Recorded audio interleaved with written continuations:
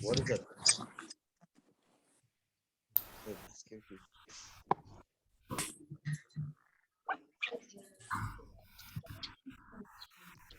All right, I'm going to ask everyone to mute, please, just for the background noise.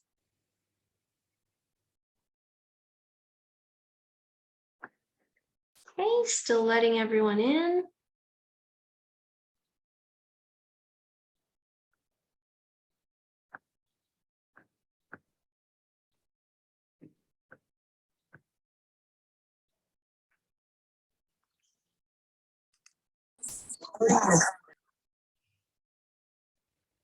Okay, so hello everyone. It is with great joy and excitement that we would like to welcome you all to the opening session of Indelible's second annual Festival of Literature.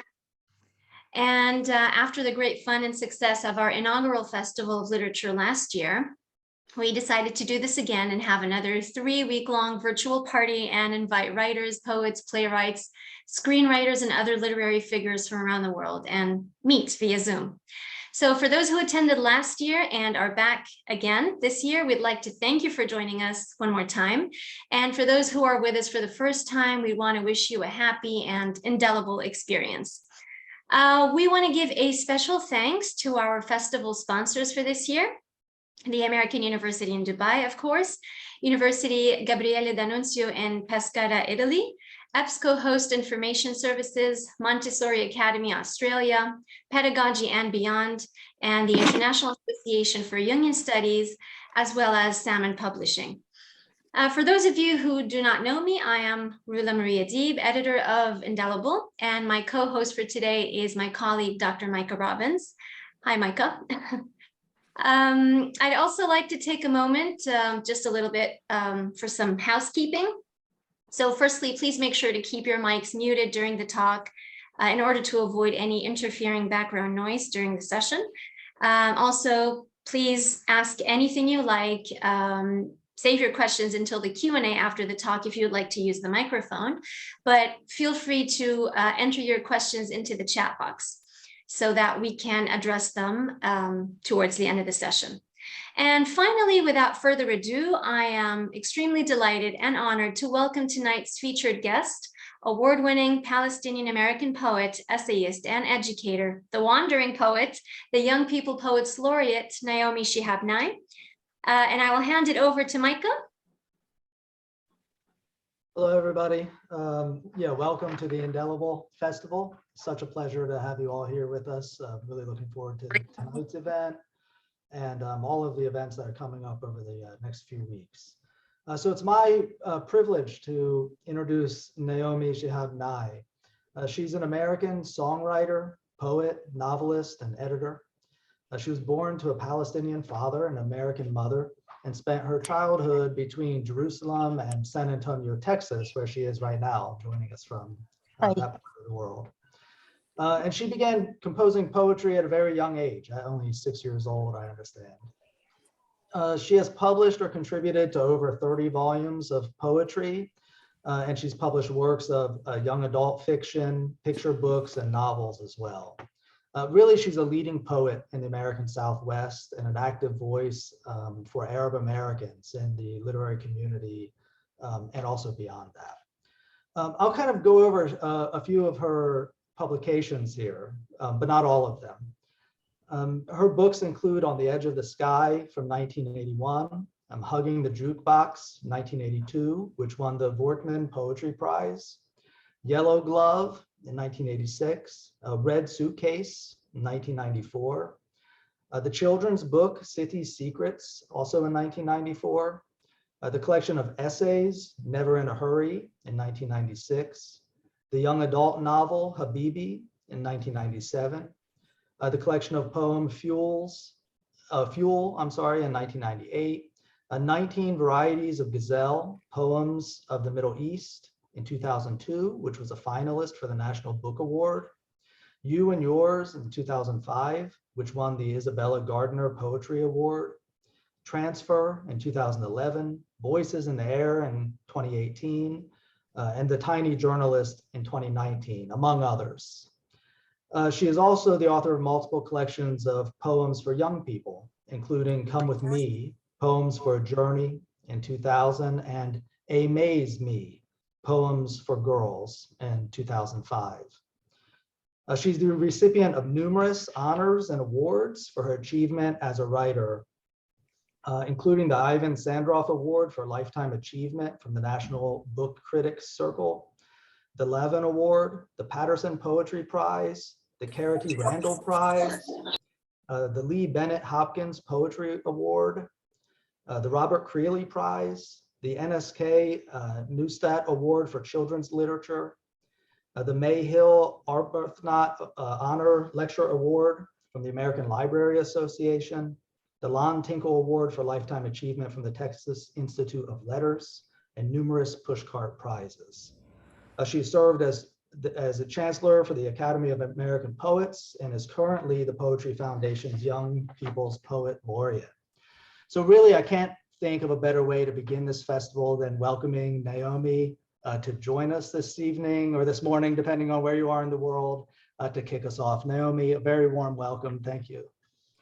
Thank you so much, Micah Robbins, Dr. Robbins, and thank you, Roula-Maria Deeb, and thanks to all of you for your graciousness welcoming me here.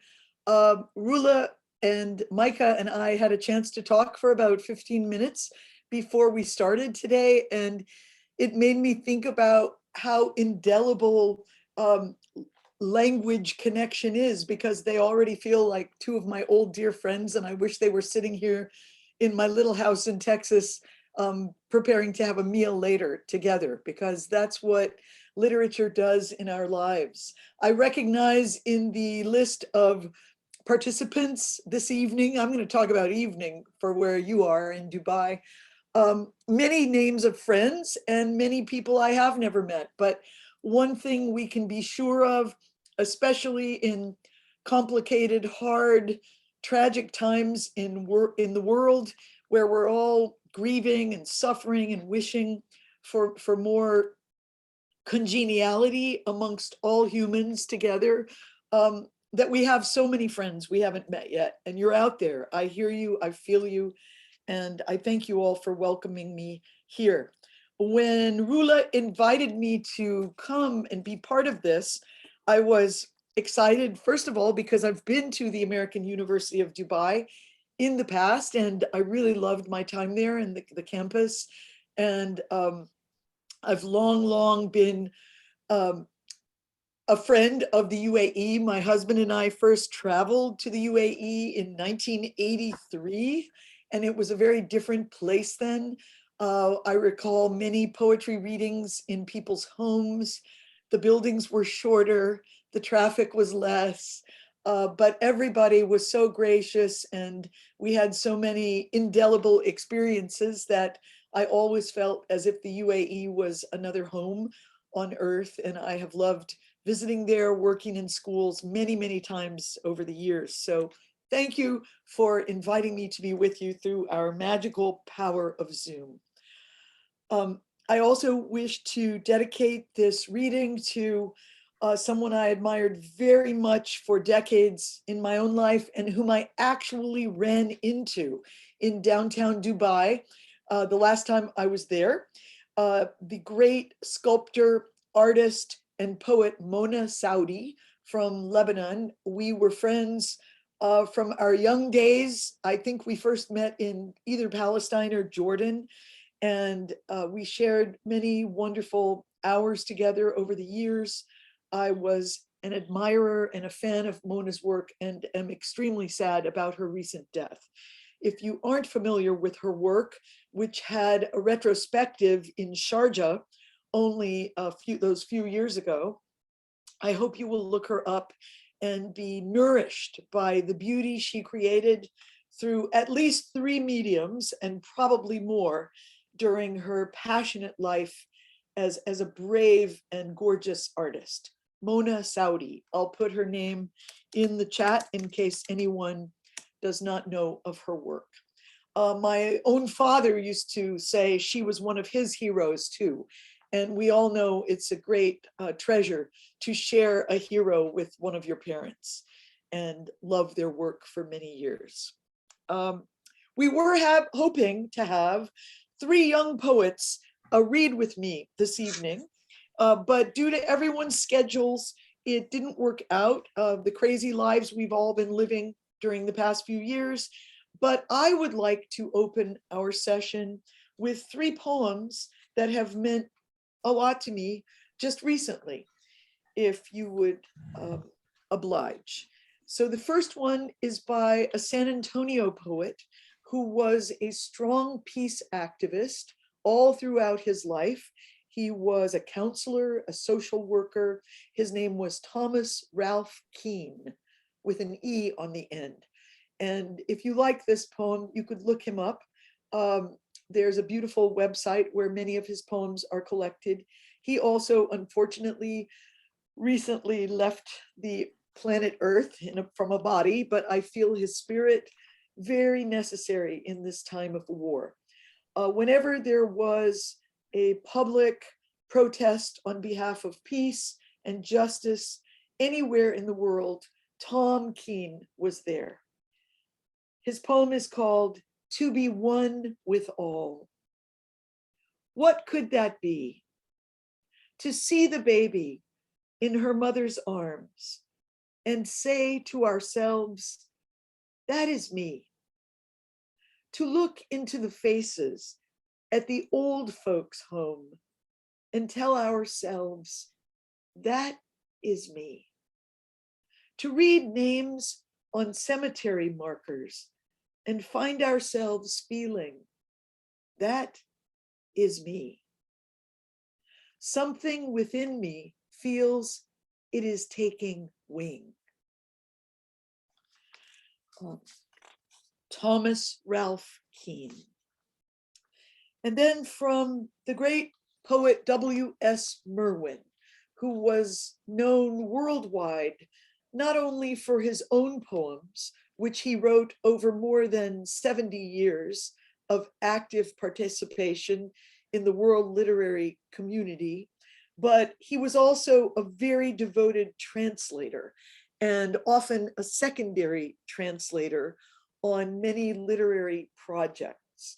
William Merwin was devoted to plants, to conservation. He loved palm trees.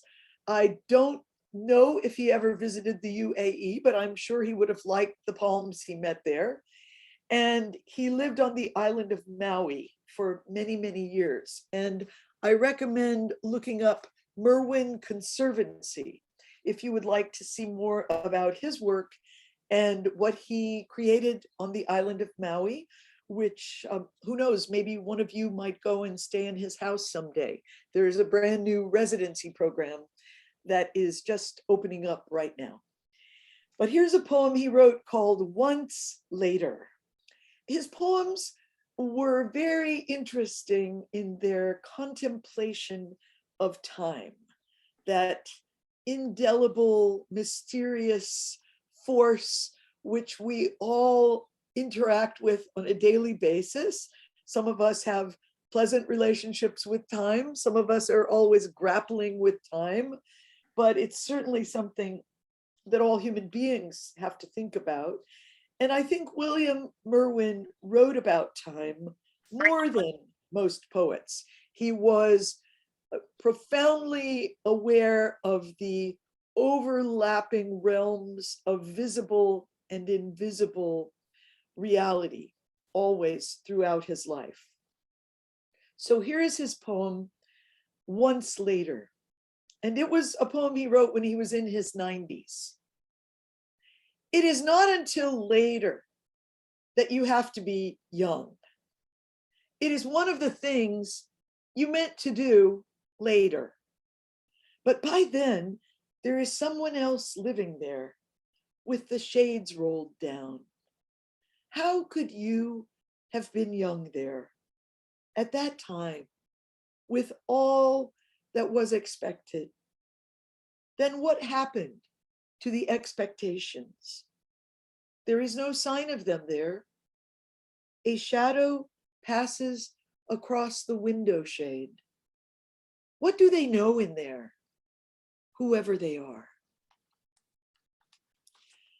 That poem touches me because I've always felt the wisdom of children, working with children for almost half a century in my own life, and feeling that children carry this gracious, hopeful, idealistic spirit from birth. As the poet William Stafford used to say, we're all born poets, and some of us just try to keep up that habit. And I do think that is true, that little children often speak in poetry without realizing it. And that is confirmed for me on a daily basis, spending a lot of time with a 6-year-old grandchild at this moment in my life. He is a walking poet. The way he sees the world is fresh. Everything is open, everything is possible. And to write a sentence on a page is a tremendous victory, triumph for him now. The third poem I'd like to share with you is from a poet of Ukraine named Iya Kiva, and her work has been translated by Amelia Glazer and Yulia Ilchuk, both who are living and working in California. I'm not sure where Iya Kiva is living at this exact moment, but this poem was translated in 2019. To hold a needle of silence in your mouth, to stitch your words in white thread, to whimper while drowning in spit, to keep from screaming, spitting blood, to hold the water of a language on your tongue, which leaks like a rusty bucket, to mend things that are still useful, to sew on the really weak spots, like bandages on the wounded in a hospital, to learn to scratch for the roots of a life that has yet to learn its name. I'm very, very haunted by this poem and by lines such as the water of language on our tongues, and also mending things that are still useful.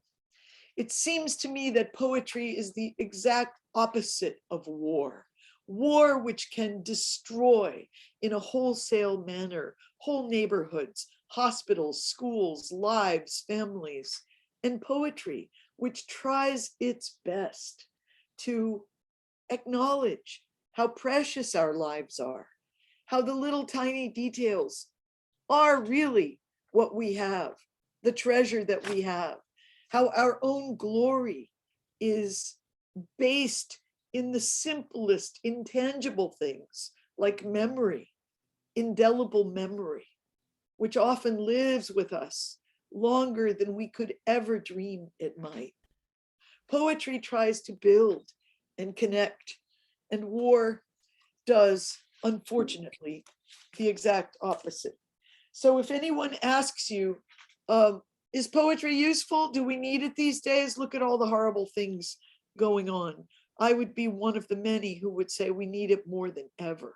Poetry is here to help us regain sanity on a daily basis, find our way again when we are feeling traumatized and lost in the midst of chaos and grief.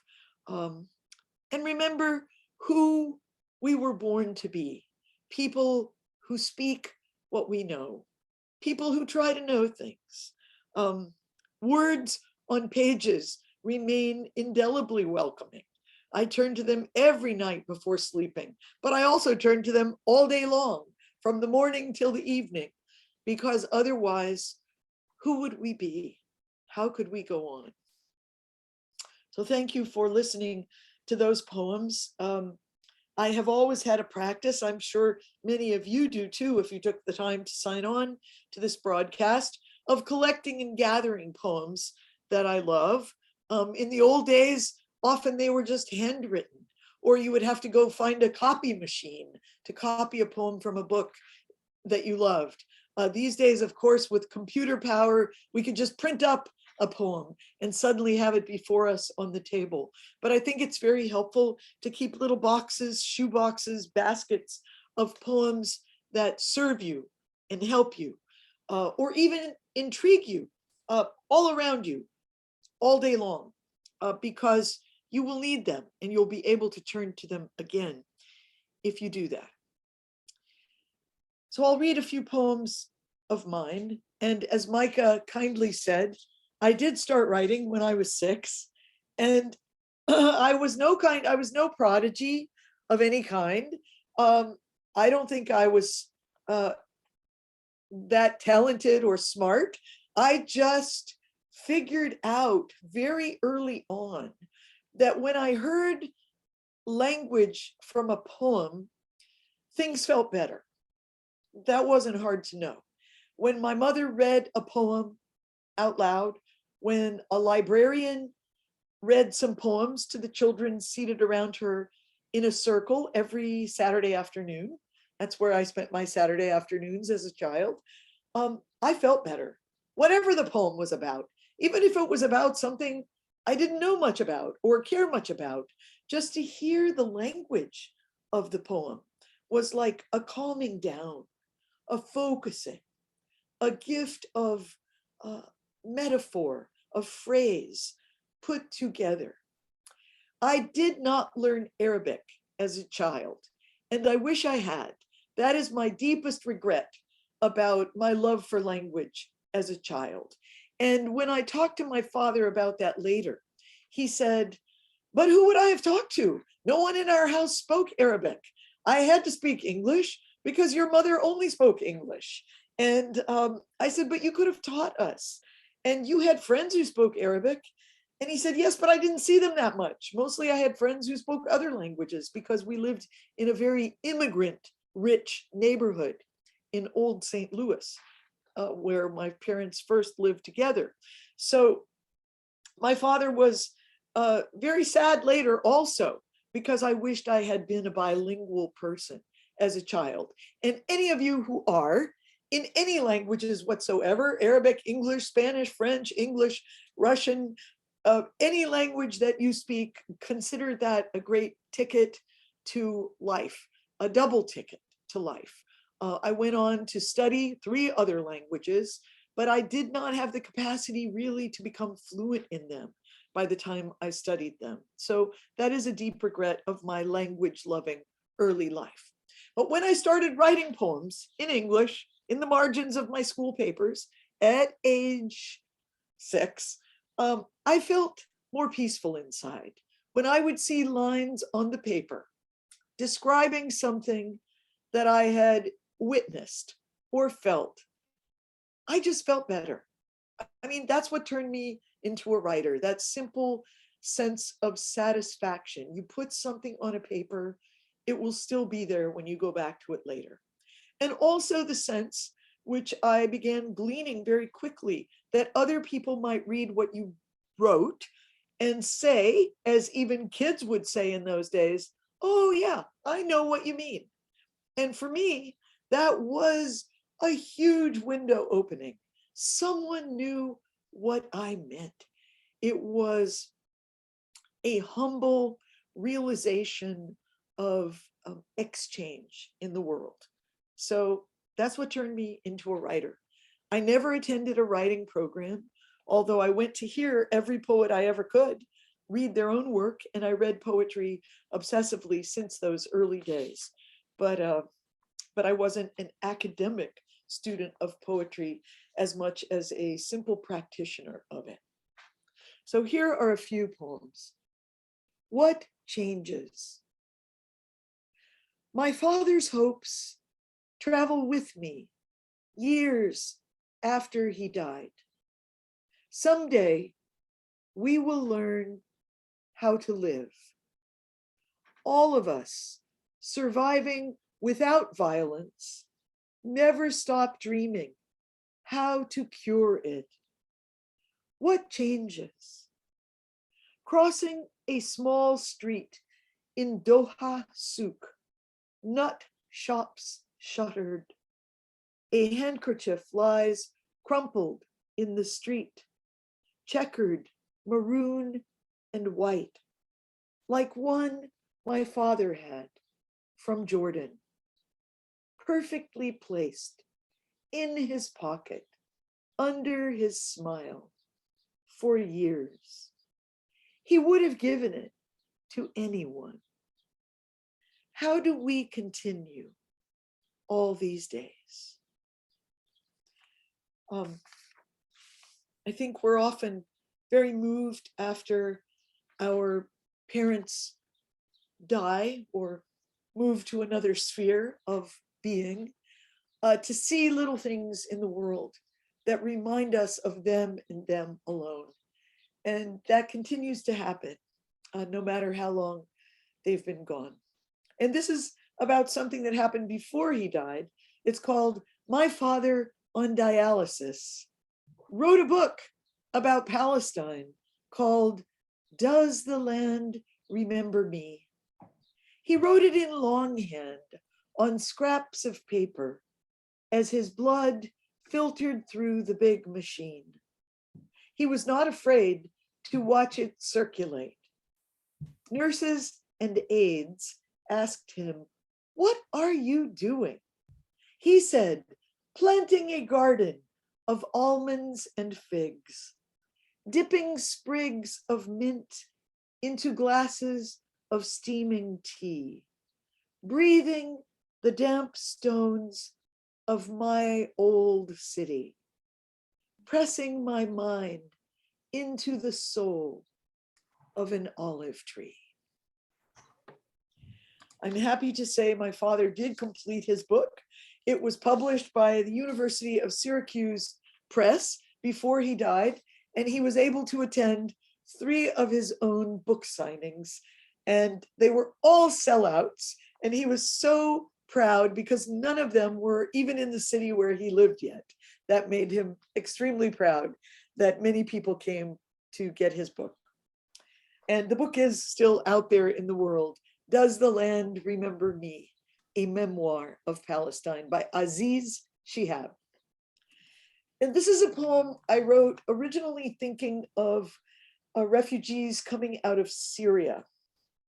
I had met a few teenagers in England who had actually taken small boats and rafts across the Mediterranean and had spoken to them. They were about 17 years old, and they were in a lot of chaos in their own lives.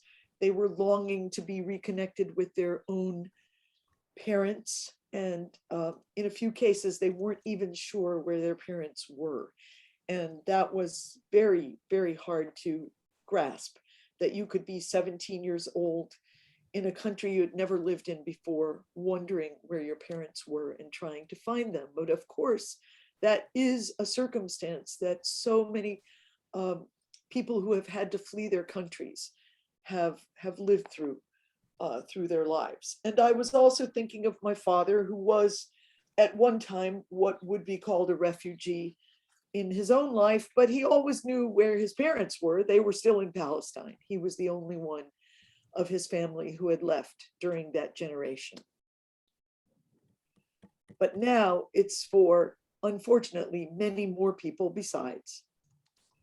Mediterranean blue. If you are the child of a refugee, you do not sleep easily when they are crossing the sea on small rafts, and you know they can't swim. My father couldn't swim either. He swam through sorrow, though, and made it to the other side on a ship, pitching his old clothes overboard at landing, then tried to be happy, make a new life.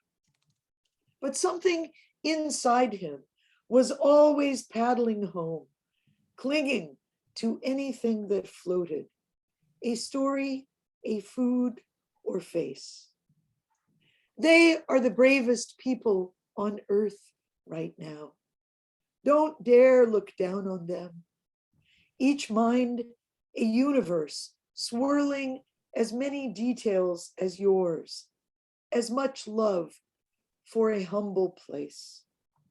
Now the shirt is torn, the sea too wide for comfort, and nowhere to receive a letter for a very long time. And if we can reach out a hand, we better. I'm sure that many of you here tonight are reaching out hands toward people you've never met, trying to assist in whatever way possible. And of course, we all have enormous gratitude to people who are taking people they didn't even know 2 months ago into their homes and feeding them and lining up soup on long tables, and so much work of service being done and care in the world. And when we feel deeply saddened late at night and can't sleep, which is the circumstance of most of the people I know at this moment, it's very helpful to think about all the good works that many times are not being broadcast as widely on the evening news as all the tragedy is. But there are so many people doing that good work. So I saved these sentences recently from an announcement about a poetry prize somewhere. It said, "Poems keep us honest. They refuse to let us hide from ourselves." I think that was written, I'm not sure if she wrote it, I'm not sure who wrote it because it was on a brochure for a contest. But I really like those lines. Poems keep us honest. They refuse to let us hide from ourselves.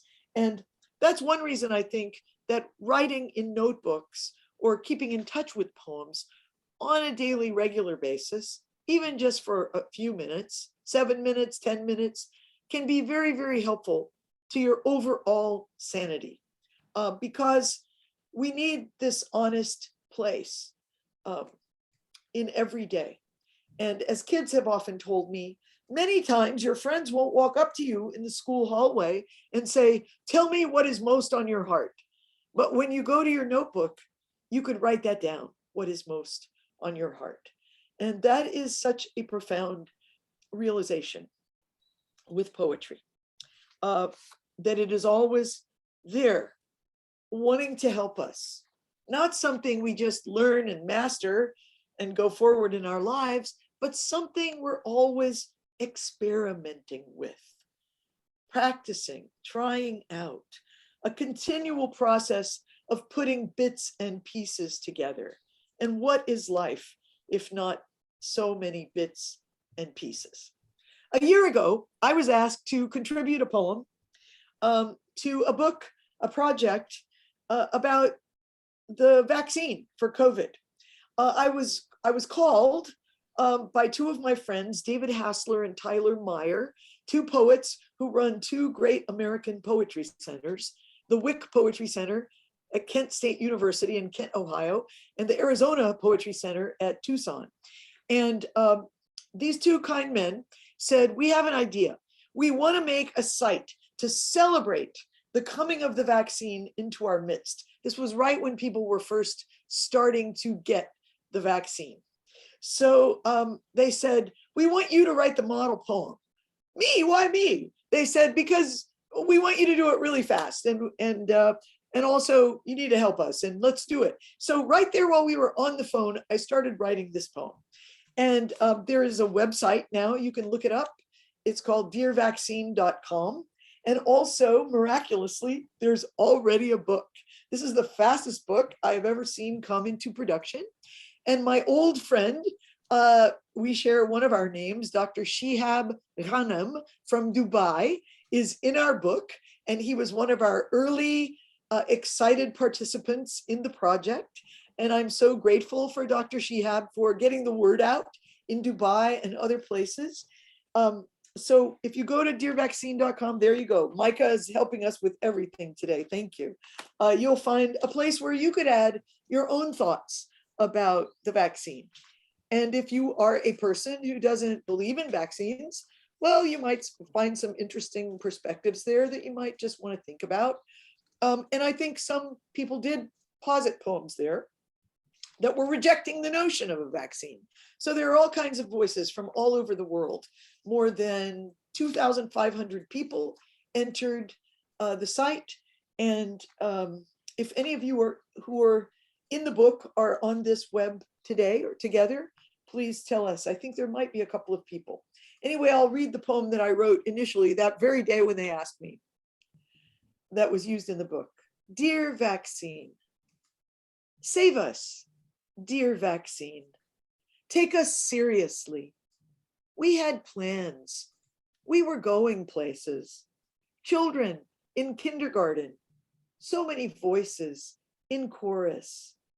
Give us our world again. Tiny gleaming vials. Enter our cities and towns, shining your light. Restore us to each other. We liked our lives. Maybe we didn't thank them enough. Being able to cross streets with people we didn't know, pressing elevator buttons, smiling at strangers, standing in line to pay. We liked standing in line more than we pretended. It's a quick prick in the arm. You'll barely notice it. It's the gas in the car getting us going again. It's the turn in the road, face-to-face conversation someday soon. It's the hug forever. It's the hug. Vaccine, please make the air clean. We went to yoga classes, deep collective breathing in small rooms in cities where we didn't even live. How brave we were. Vaccine, please restore our lives. Believe they were beautiful. Surely everyone thinks about and talks about, including 6-year-olds, the world we remember before we had to be as full of worry about getting together, going out, going to a playground. Just the other day, my grandson asked me, will there be COVID in the world when I grow up? And I said, I don't know, but I hope not, or I hope not too much. And so this book is like a collective song, an anthem to the joy we felt, and including people as diverse as Senator Bill Bradley, whom people in the United States know and respect, to kids in Singapore, who all were going through the same experience of being vaccinated and being grateful for it. I would like to throw out that my brother, by spirit of poetry, Dr. Fadi Judah, who is a medical doctor and Palestinian American who lives in Houston, Texas, his wife, who was also a doctor, worked on the Moderna research team for the Moderna vaccine. I just think that's an interesting detail, the many ways that medicine and poetry are all connected in our world. I'll read a couple more poems and then we'll do maybe a little writing together if you'd like. This is also for my father. I'm just thinking of him so much today. I really feel I need him right now in my life. What kind of fool am I? He sang with abandon, combing his black hair. Each morning in the shower, first in Arabic, rivery ripples of song, carrying him back to his first beloved land.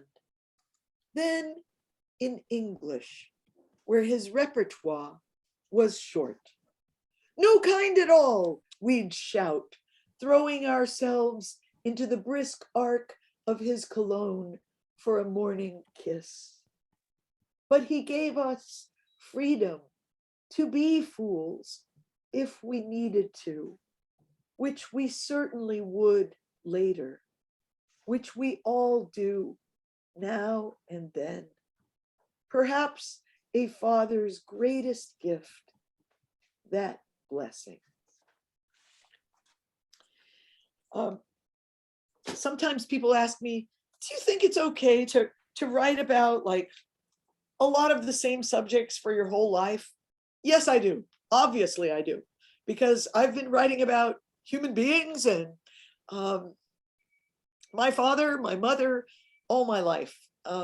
And I keep learning new things about them. I've been writing about children all my life, since I was one. till now, since I just respect them with all my heart. And so this will be my last poem that I read for this little section.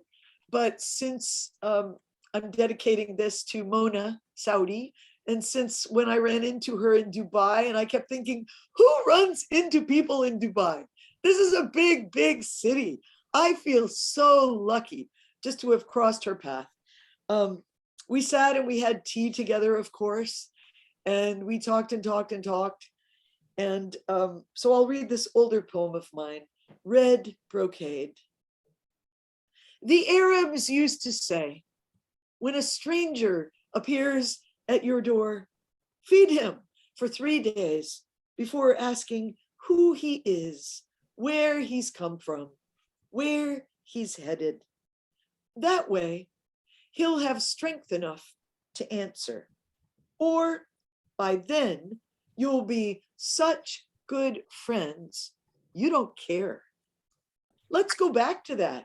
Rice, pine nuts. Here, take the red brocade pillow. My child will serve water to your horse. No, I was not busy when you came. I was not preparing to be busy. That's the armor everyone put on to pretend they had a purpose in the world. I refuse to be claimed. Your plate is waiting. We will snip fresh mint into your tea. Thank you so much for listening to me. And I apologize if I read poems of mine you've heard before. I will, at the very end today, read a brand new poem that I've never read anywhere, that nobody's ever heard. I'll just give you that at the very end if you like to hear a brand new one after we do some writing, and maybe some of you share some of your poems, which would be terrific. So recently I was corresponding with a young artist I have never met. And she was telling me that her name is Eliza Harrison. And she was telling me that she makes very, very tiny pieces of art that are, well, actually like this big, no bigger than a business card. And she said, I don't know why I have preferred this size, but she said, my motto is, small is good, change is constant. Well, this is why we got into our little dialogue, and I actually ended up buying a few of her little tiny pieces of art because you can always fit them into your desk because they're so small. But I was just feeling great love for her philosophy and wanting to encourage a young artist. Now, this is what I've always felt about poetry. Poetry is small. It's a tiny increment of language. You know, writing a novel is great, but you're not going to write a novel in 12 minutes before breakfast. You might actually write the rough draft of a poem in 12 minutes before breakfast. So I don't know if I was attracted to it because there was that immediate quality. It felt very close, very honest, very dear. But also because I felt like, well, we can do this. Small is good. We can write very short lines, or just a few short lines. I always was attracted to the way a poem is like a list, having that more vertical reality on the page. Although I realize some people write poems with very long lines. I love Walt Whitman's long lines too, or Lawrence Ferlinghetti, who wrote very long lines in his life and also very tiny lines in his life. And by the way, he was writing poetry till the age of 101. So I think he knew what he was doing. All kinds of poems, all kinds of shapes, but we know that a poem could be very thin, very skinny on the page. And as a first grader once described it to me, a story is fat. A poem is half fat. And I thought, that's very sweet. I like half fat. You have that space around the poem to console yourself in, or to think other thoughts in. It just gives you a little break. And so I've always tried to write little increments in my notebooks because that's how we get going. That's how things start. The truth is, I have met very few writers in any genre over the years who said they did not keep a notebook. They all keep notebooks of some form or fashion, whether it's a little notebook that slides into your pocket or, a big notebook you can also draw and sketch in. And you may keep different kinds of notebooks at once. You don't have to keep only one. I find it very helpful to be keeping one notebook in which I'm only writing about my mother since she died 4 months ago. And then another notebook in which I'm only writing about my grandson. I just like to have different notebooks because I can go different places. But to write in tiny increments and to know you don't have to write the whole scaffolding of the poem at once, just bits and pieces might serve you. So I like writing questions to begin with. I urge people on a daily basis to write 3 questions that you wake up with. They could be about the world at large. We surely have plenty of those. They could be about your own personal life, something no one knows you're suffering, but you and your closest people. They could be about your dear friend you're worried about. It could be about something happening in your city, anything at all, but starting with questions. A great Texas writer whose name was William Goyen had a motto about writing. In fact, his book of letters after he died would be titled this: I always start with trouble. William Goyen said, I always start with trouble. Well, I was fascinated by that when I was a young writer because I thought, people have this idea, you have to have an idea, a big idea, if possible, or at least a small idea. And William Goyen said, no, you don't. You just need to have a little trouble because then you can start asking it questions and have a little conflict, a little friction, and that creates a little spark. And then something interesting starts happening. So I would invite you right now, if you have a piece of paper and if you're going to go along with this opportunity, I think of it as my friend Kim Stafford says, as an invitation to write. Whenever anybody makes a suggestion, okay, I'll do it, whatever it is. Write down a few questions you're carrying with you this evening or this morning, wherever you are, right now. Just 3. And you don't have to answer them, for sure not. You do not have to answer them.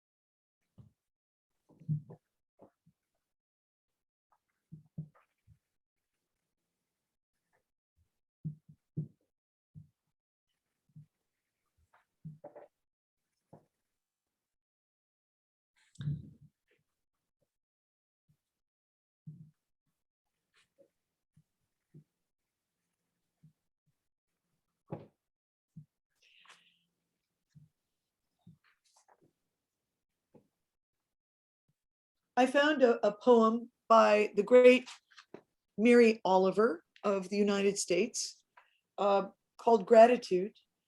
And in her poem, she asks many questions, and then she writes a list of different things for each question. And you could see that they're possible answers to the questions, but I think the questions in themselves are worthy. So I'm just going to say to you the questions that appear in her poem, Gratitude, Mary Oliver. And these are actually questions that you could use on a daily, regular writing basis. And I feel fairly certain the answers or the images that come to you after the questions would always be changing. Like Eliza Harrison said, change is constant. What did you notice? What did you hear? What did you admire? What astonished you? What would you like to see again? What was most tender? What was most wonderful?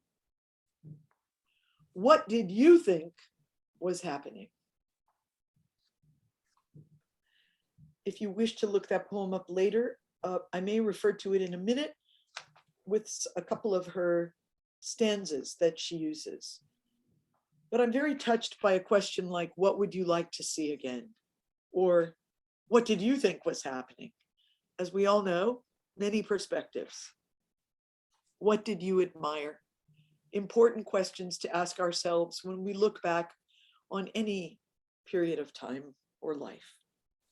So the next thing I often write in a notebook is simply a little list, and this is what Mary Oliver does in her poem too, a little list of details that have caught my attention within the past 24 hours.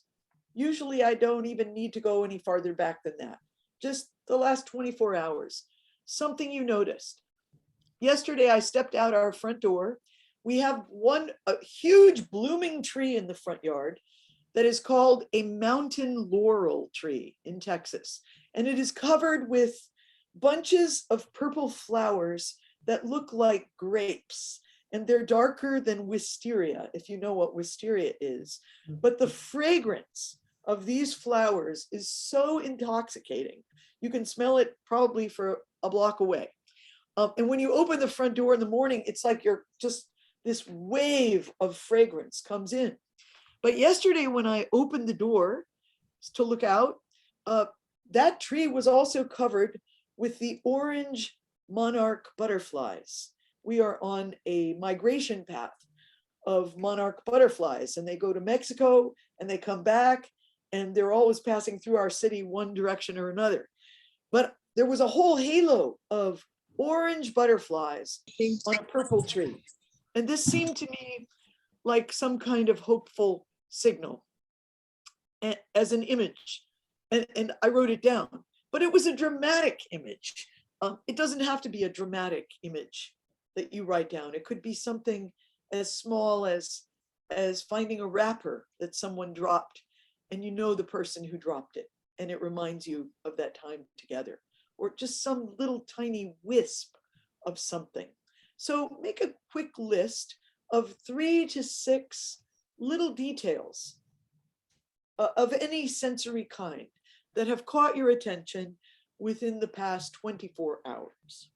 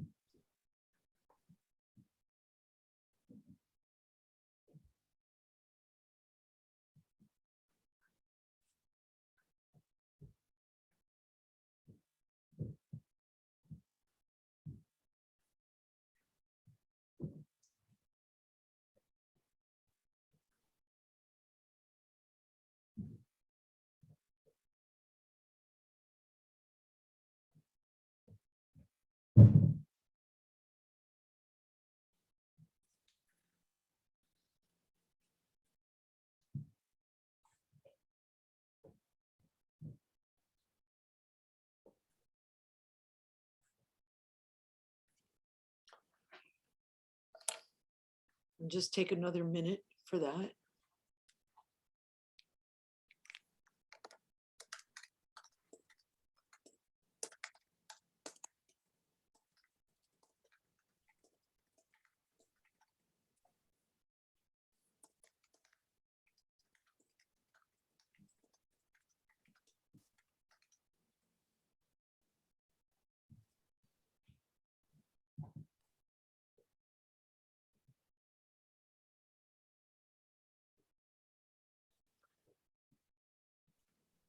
And a third little clump of writing, small good notes, would be, I'll give you two choices.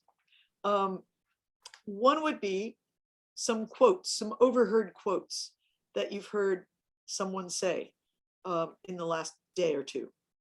The other would be some comforting metaphors.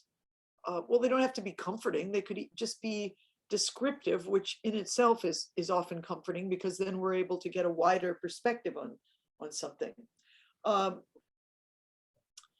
When someone said to me last night, if I watch the evening news, I feel like my whole head is tumbling to the floor.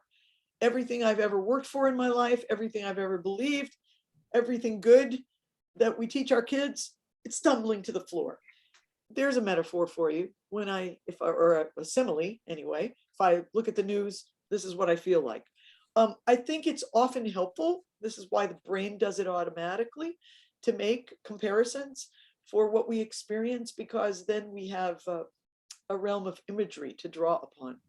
So if you would prefer to write down just some spoken overheard quotes or things people said directly to you within the past day or two, or some comparisons. Many people believe that comparison, metaphor, and simile, which kids in elementary school are always remembering, well, simile has like or as, and metaphor just makes the leap. It's anytime two things have that linkage. Many people believe that's at the heart of indelible poetry, because it's where worlds start coming together, and then we're able to speak in more interesting ways and understand things better. I hope so. I have found during the COVID 2 years that kids are really ready to make metaphors for how much windows mean to them, because they've been inside so much more than usual.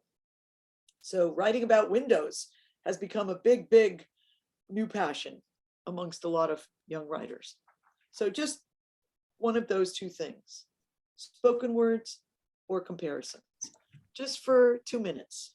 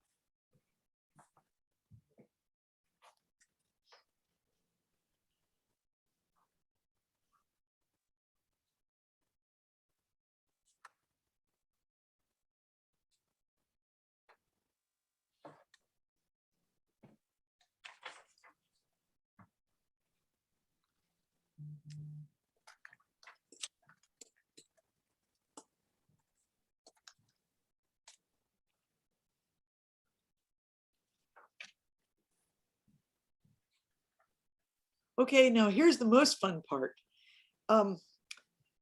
Go back to your page. Well, wait. Before you do that, sorry. before you do that, I will read you a couple of Mary Oliver's stanzas and also a poem I recently found that I really like by a Northern Irish poet. I'll read hers first. Patricia Devlin Hill wrote a poem called In a Crisis. And this was first published in 4x4 Poetry Journal out of Northern Ireland. In a crisis, you do not need to say anything profound. Just say that the apples on the crab apple tree look like radishes, that the rain huddles itself in the concrete furrows of the road, that morning you flung into the garden a long-legged spider with body-stemmed eyes from a glass tumbler with a paper floor that you had slipped under and put over it as it made itself small in the corner of the stair. Just say that you had toast with butter for breakfast. In a crisis, Patricia Devlin Hill. And then I'll just read, because it's a very long poem, a very gorgeous long poem, back to Mary Oliver from her poem Gratitude. What did you notice? I'll read the first section and then an interior 2 shorter sections. What did you notice?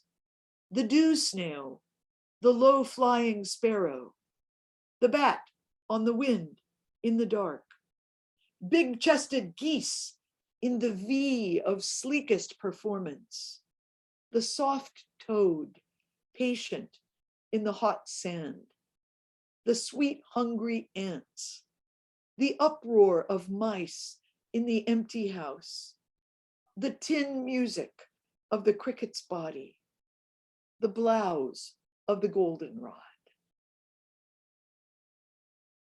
What did you hear? The thrush greeting the morning, the little bluebirds in their hot box, the salty talk of the wren, then the deep cup of the hour of silence. What was most wonderful? I'm skipping ahead now. The sea and its wide shoulders, the sea and its triangles, the sea lying back on its long athlete's spine.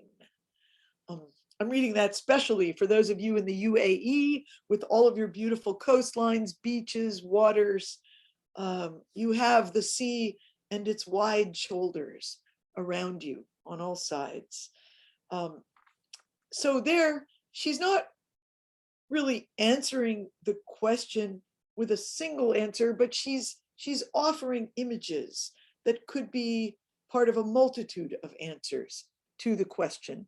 And I think when you keep this kind of notebook writing and you have some questions included, this can happen. So right now I'm going to be quiet for 5 minutes, I promise, only 5, and give you a time to pick a few things from your page that you've already written that may be glimmering back to you right now.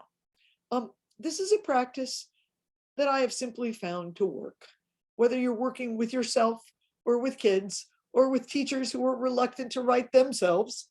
That's where it all started for me. This was something I developed with a reluctant teacher group, just writing in these little clumps, then interrupting by reading a few poems, then going back to what's on the page.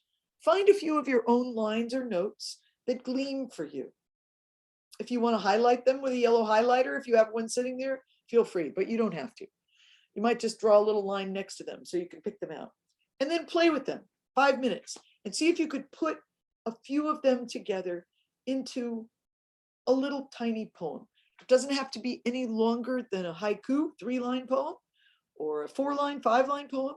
You don't have to count any syllables. You don't have to rhyme, use any devices like that. But you might want to use a question somehow and an image or a comparison somehow. Okay, I'm going to disappear 5 minutes. See you in 5.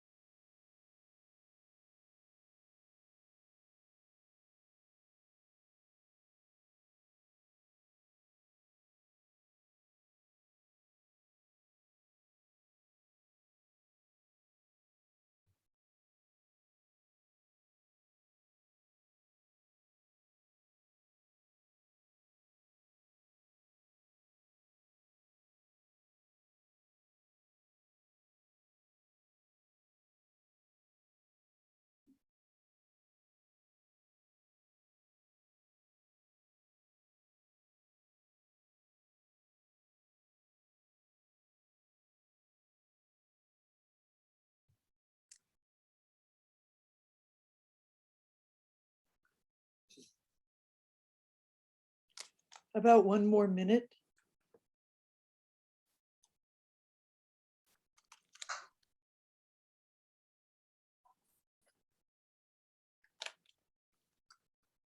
Is there anyone who would love to share through voice? We would welcome hearing someone else's voice besides mine, or if you would prefer to type a line or a bit of what you wrote into the chat, you are most welcome to do that. Oh, great, Paula. Let's have Paula read, please. Thank you.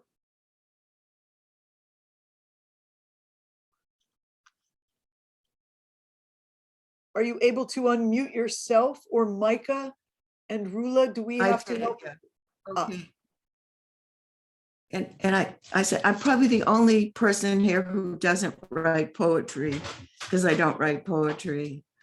So this is before breakfast, I write fat with skinny characters. So bent with pain, it's a marvel they ever awake. And yet they do. They stretch their arms and greet the day. A salutation to the sun, to the God of words, to the hope that this day will be better than the last. I write fat with skinny characters.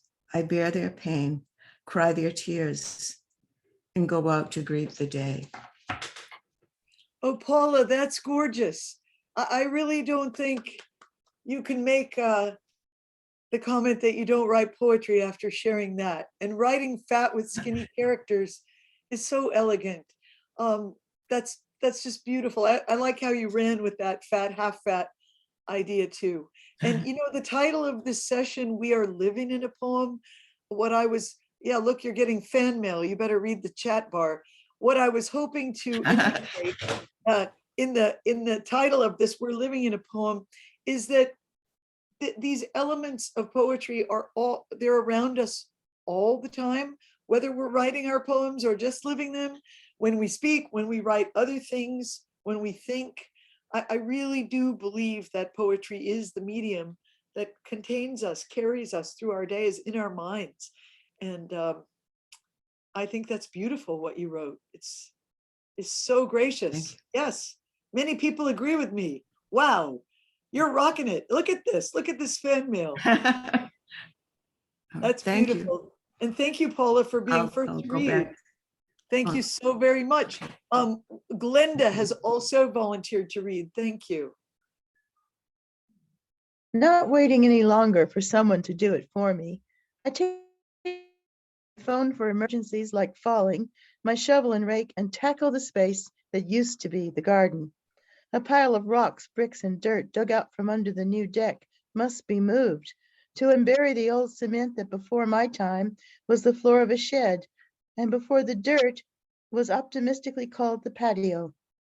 And what can be done with this pile of wood from the horse chestnut tree that Mary planted before my time, that the storm toppled over?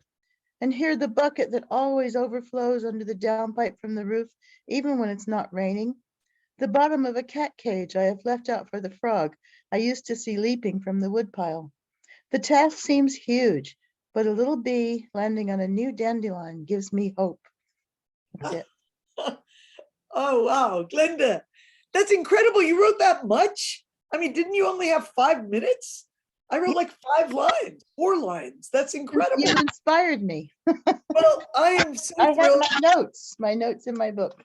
You too have to look at the chat bar, because you have people picking out specific phrases.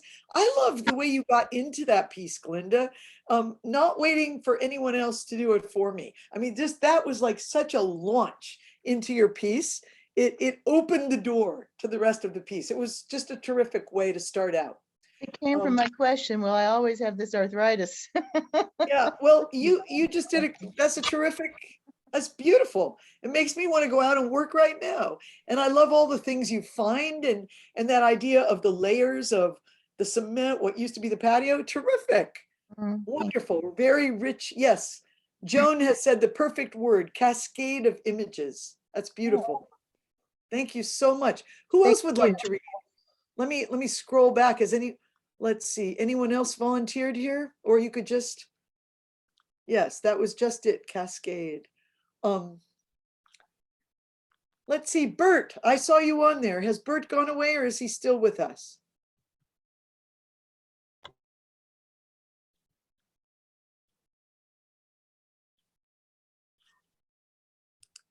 Rula, do you see? What about Hedy? I'm glad to see you, Hedy Habra. What about you? Yeah, Bert is still here too. Bert, can you hear me, Bert? Hi, Naomi. So great to see you. Great to see you too, Hedy. Did you write anything that you would like to read? I wrote 2 pages, but nothing that I can read. Okay. All right. I hear you. I wouldn't really want to read what I wrote either, but I hear you. Thank you. What about Bert? Yes. I'd like to do it, but not today. Thank you. Not today. It's so wonderful to see you again. Bert, it is always wonderful to see you. And you know, I respect you and your work so much. Thank you. Thank you. Thank you for being here. Well, anybody else whom I'm not singling out by name, anybody's welcome. I have a little bit, but it's not huge. Okay, that's fine. Tiny is good. A yellow pansy sits squat in the gravel, a purple one a step away, and I am spying on new lambs in the hood. One rests her face on her mother ewe. The heron paddles in the turlock. As blackbird and thrush sing. That's as far as I got. Wow. What do the rest of you say? Elegant. That's gorgeous. It's, again, a cascade, something unfolding. Gorgeous. Really Thank you. beautiful, beautiful writing. Thank you. Thank you. Thank you so much for sharing. And Norbert, of course, I meant Norbert Hirschhorn, but I hope I didn't call your name out wrong. Yes, all the images of your poem, gorgeous. Well, if no one else wishes to read, does anyone have a question or an answer? We're all taking answers at this moment in history. We don't require, you could give us answers too, if you would like. It would be great to hear your voice. If you have anything you'd like to write down.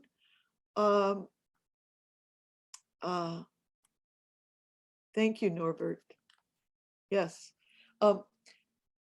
Or if you would like to speak a question. You know, I have to say this, since some of you are in the UAE, lucky you. I can't say exactly why, but many times when I can't sleep, my mind goes to the UAE. Beautiful images, tables I have experienced over decades of visiting, people I met, maybe only met once, someone I knew for a week, a view from a window, a glistening sea. So many times my mind goes there, and I feel the joy of knowing a place and traveling to it repeatedly. I even have a memory of sitting in a small hotel room in Abu Dhabi, and so my suitcase had completely fallen apart and on the trip.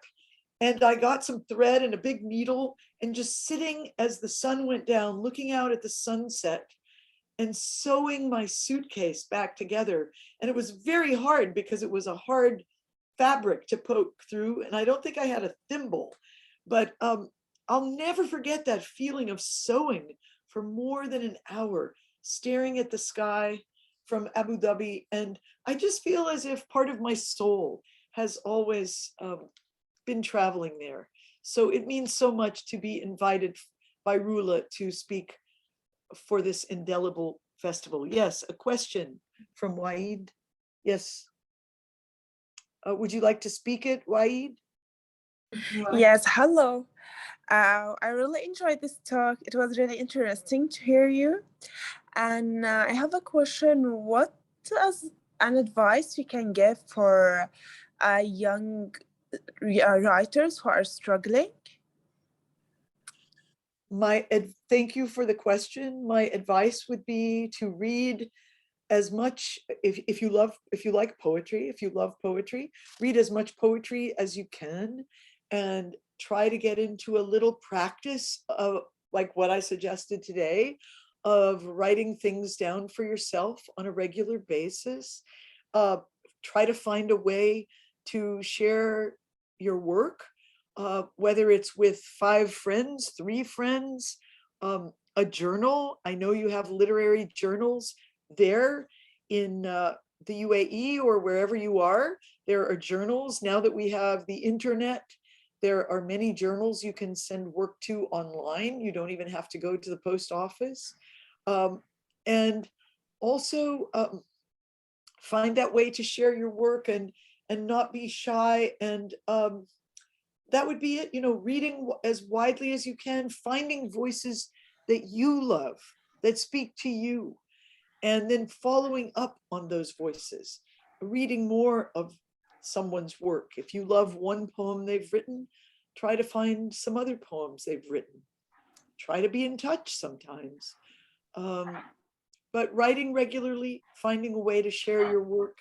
And it's always an inch by inch process. We have the suggestion, keep a notebook on you all the time. Yes. Carry it with you. Walk in nature and it'll stir so much. Yes. Thank you very much. And that feeling, thank you, Deborah, for mentioning someone knew what I meant. That feeling comes to you if it's one person or if it's a group of people that you just feel heard or connected to. Your life feels a little bigger when you do that. That's what I always thought of as success, by the way, not any award or not any particular publication, but just the feeling of having a slightly bigger life than you might have had if you didn't write. We have 1 or 2 more questions and then I'll read my closing poem. Thank you so much for being with me all this time. And I wish the Indelible Festival great, great days. You have such fantastic writers on your roster. I've heard a couple of them in my life before. They're so inspiring. I hope you will have many good days coming up together and spread the word about this great festival. And thank you all so much for letting me be here for the opening session. I'm just going to check the chat. Thank you so much, Naomi. This was beautiful. I mean, it's very, very inspiring, and the exercises that we just we're working on together with you right now. They were just they sparked a few new ideas, and I'm pretty sure there are so many great verses that arose. Even though you're so kind. Roula, thank you for saying that. You're so kind, and I like practices with writing that are portable, but that also can be used over and over again, and you will write something different every time. That's very helpful, just to have those little opening doors. Thank you for the kind remarks some of you are making. I'm very grateful. So here's my farewell poem. And thank you also for the kind notes that some of you made about my mother. That means so much to me. It is very difficult in the months after a close mother dies. And I do keep talking to her. As the great Scottish poet said, Alistair Reid wrote long ago in a poem called My Father Dying, he wrote, "Now begins the conversation going on and on and on." And I do feel that every day. Thank you. So this is something that happened before she died, though, and I'm actually working on a collection of, or just a grouping of poems about her, relating to her, her life, all mothers, etc. Forgiveness Circle. Before my mother died, I wanted to try something I'd heard about. We sat out on the porch together. I said, "I'll go first. Please forgive me for losing my patience sometimes, for pushing you when you didn't want to. Please exercise, please eat, for not always being as sweet as I should have been." I paused to let her take this in. Then I said, "It's your turn." She said, "I got nothing." Well, it made me laugh. I hope it makes you laugh too. Thank you. Greetings to Roula, to Micah, to all of you beautiful people. I wish you poetry in all your days. Thank you so much. And that's the best wish you could wish anyone. And again, Naomi, this was such a great honor having you with us today and hearing you read out your poems and having you share with us some poetry that you've never read before as well. And it's just amazing. There's one poem that I remembered today that was inspired by your late father as well. I think it was in a collection, if I'm not mistaken. It was a collection about poetry on food, and it was called The Hungry Ear. So there was a poem there about Arabic coffee. Mm. And that was, I mean, I just remembered it now as you were reading the poems, and many of your poems were inspired by foods, such as olives and figs and Yes, other it's Arabic coffee, and I'm happy to read that one Yes. if you'd like me to. Would you like It's me to say that beautiful. one for the final? Of course, we'd love to. Yeah. Okay. And then I wish you all like a good cup of coffee tomorrow morning or whenever. Arabic coffee. It was never too strong for us. Make it blacker, Papa, thick in the bottom. Tell again how years will gather in small white cups, how luck lives in a spot of grounds. Leaning over the stove, he let it boil to the top and down again, 2 times, no sugar in his pot. And the place where men and women break off from one another was not present in that room. The 100 disappointments, fire swallowing olive wood beads at the warehouse, and the dreams tucked like pocket handkerchiefs into each day took their places on the table near the half-empty dish of corn. And none were more important than the others, and all were guests. When he carried the tray into the room, high and balanced in his hands, it was an offering to all of them. Stay, be seated, follow the talk wherever it goes. The coffee was the center of the flower, like clothes on a line saying, "You will live long enough to wear me," a motion of faith. There is this, and there is more. Thank you. Beautiful. Thank you so much, Naomi. And we look forward to seeing you again soon in other events, and hopefully to seeing you here in the UAE at some Thank point. you. I will So- come anytime. Thank you so much, Rula. Please do. Love to all of you. Thank you for inviting me, and thank you all for being Thank you here. so much for being here, and thank you, everybody. And looking forward to seeing you again at some point during the festival. So tomorrow we have another session at the same time with poet and editor Andre Nafis Sahili. And we also have another session on Wednesday coming up with Raymond Khouri and Sophie Boutrous. And on Thursday, our session will be hosting poet Maria Taylor. And on Friday, we have a very special panel about poetry across the disciplines, in which Dr. Norbert Hirschhorn will be reading poetry inspired by medicine. Laura Luzajic will be reading poetry inspired by painting, so it'll be ekphrastic poetry. Professor Fiona Sampson will be reading poetry inspired by music. We also have some science and chemistry inspired poems by scientist Chun Yu. It's going to be beautiful, and we hope to see you all there. So, and everybody else, I want to wish you a happy evening or happy daytime, whatever time zone you are joining us from, but have a wonderful, wonderful day ahead. And Naomi, we love you. Thank you so much for being with us today. And Micah, thank you so much for putting in all the right information in the chat box and for being a wonderful co-host. So see you all tomorrow or at some other point at the festival. Bye-bye. Bye-bye. Much love from here. Bye, Naomi. Bye-bye.